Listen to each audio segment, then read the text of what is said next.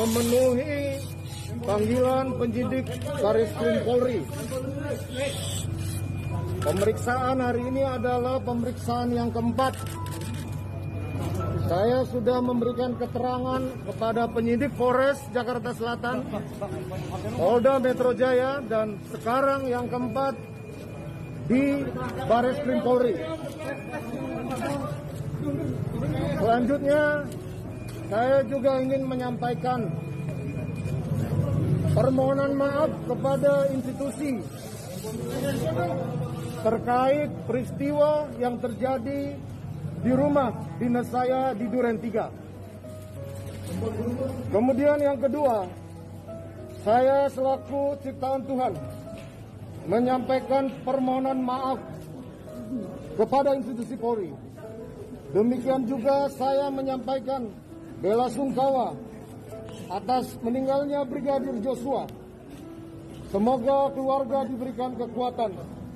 Namun semua itu terlepas dari apa yang telah dilakukan saudara Joshua kepada istri dan keluarga saya.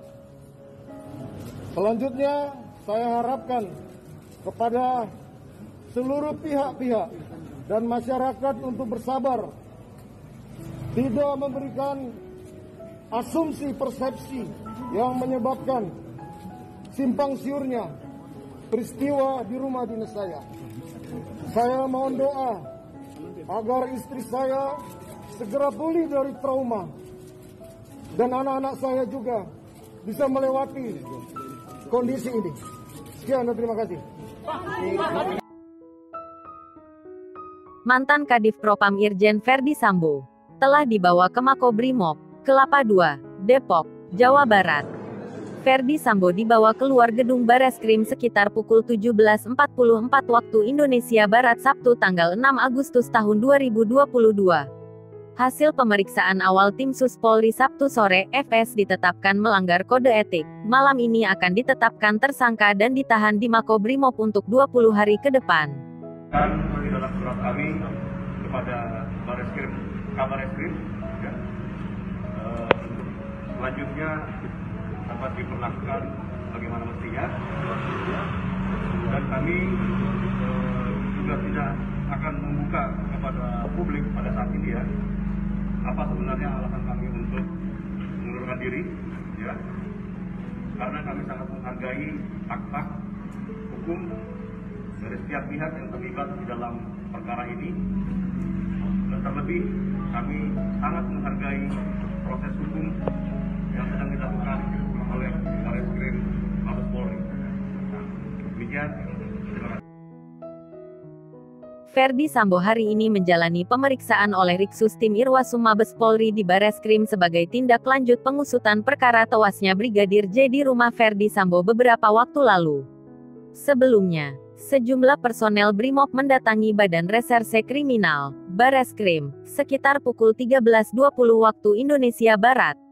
Mereka datang membawa beberapa kendaraan taktis dan memarkir di halaman tengah Mabes Polri.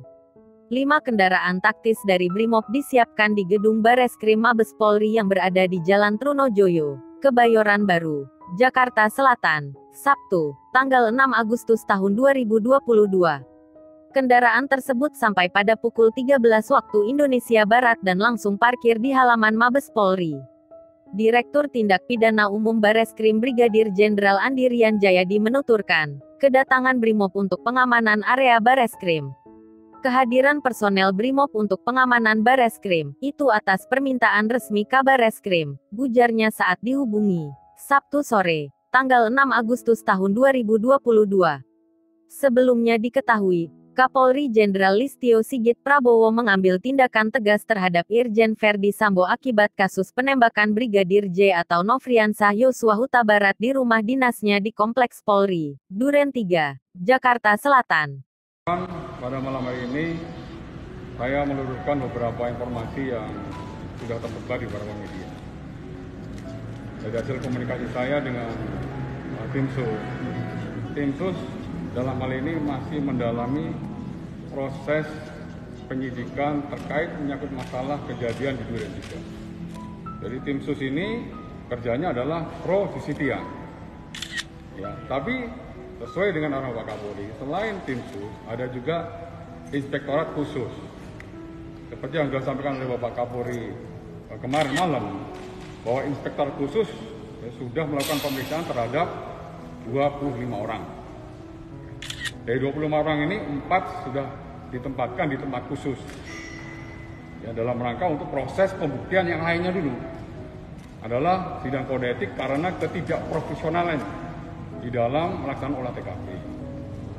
Pada malam hari ini, ya, saya bacakan dari hasil kegiatan pemeriksaan tim gabungan, Wasriksus ini pengawasan pemeriksaan khusus ya, terhadap perbuatan Irjen FS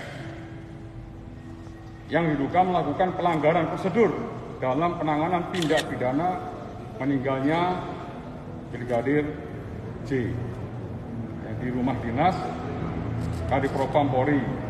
Dari hasil pemeriksaan Basriksus atau IRSU, Inspektorat Khusus, terkait menyangkut masalah peristiwa tersebut, sudah memeriksa kurang lebih sekitar 10 saksi. Dari 10 saksi tersebut dan beberapa bukti, dari IRSUS menetapkan bahwa Irjen Pol FS yang diduga melakukan pelanggaran yang terkait menyangkut masalah ketidakprofesionalan di dalam olah TKP. Oleh karenanya, pada malam hari ini yang bersangkutan langsung ditempatkan di tempat khusus, yaitu di Korbrimob Polri. Ini masih berproses, rekan-rekan. Sekali lagi ini masih berproses. Kami minta untuk rekan-rekan bersabar dulu. Jadi harus bisa membedakan. Kalau IRSUS fokusnya menyangkut masalah pelanggaran kode etik. Kalau tim sus kerjanya adalah proses pembuktian secara ilmiah atau saintifik. Ini masih juga berproses.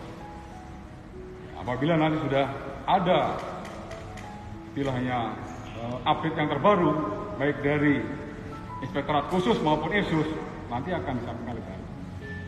Yang jelas, komitmen Bapak Kapolri terkait kasus ini akan dibuka secara terang benderang, ya, dengan proses pembuktian secara ilmiah. Karena dua konsekuensi, ya, baik konsekuensi secara ilmiah ini keilmuan harus betul-betul sahih hasilnya, dan juga konsekuensi secara yuridis harus bisa dipertanggungjawabkan nanti pada saat di persidangan. Jadi itu yang saya sampaikan kepada rekan-rekan pada malam hari ini. Ya, ada yang bertanya? Jadi belum jadi tersangka ya Pak? Pemeriksaan atau dalam konteks penahanan? Dalam konteks pemeriksaan. Ya. Belum tersangka Ya? berarti ya? Ya belum. Kalau tersangka itu siapa yang tersangka?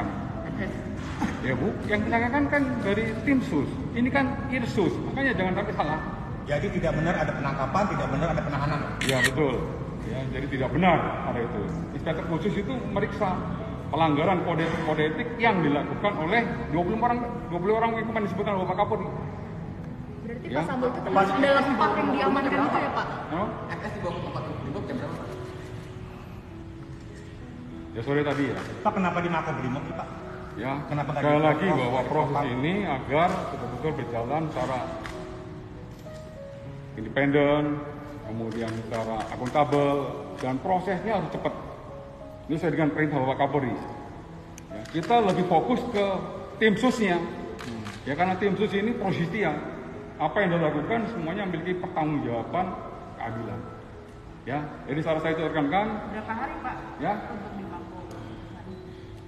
nanti akan kita sampaikan kembali. Belum tahu. Ini berarti ada hubungannya dengan anggota Brimob yang datang ke Bareskrim hari ini Pak? Kenapa? Ini berarti ada hubungannya dengan... Tadi sudah dijelaskan oleh Pak Dirpidum ya. Pak Dirpidum hanya dari Pak Dirpidum menginformasikan yang melaksanakan penebalan pengamanan itu. Pak, kesalahan prosedurnya itu apa sih Pak? Kemarin? Ketidakprofesionalannya itu apa Iya. sih Pak? Tadi kan saya sebutkan. Ya, di dalam pelaksanaan olah TKP seperti Pak Kapolri sampaikan, ya, terjadi misalnya pengambilan CCTV dan lain sebagainya. Ini nanti rekan-rekan, saya tidak mau menyampaikan terlalu terburu-buru. Saya menunggu betul-betul kerja tim sus selesai semuanya. Kalau selesai semuanya, baru bisa dijelaskan secara komprehensif. Ingat, pembuktian secara ilmiah memiliki konsekuensi yang tadi saya sebutkan. Konsekuensi juridis, juga konsekuensi keilmuan. Oke rekan-rekan, oke itu dulu.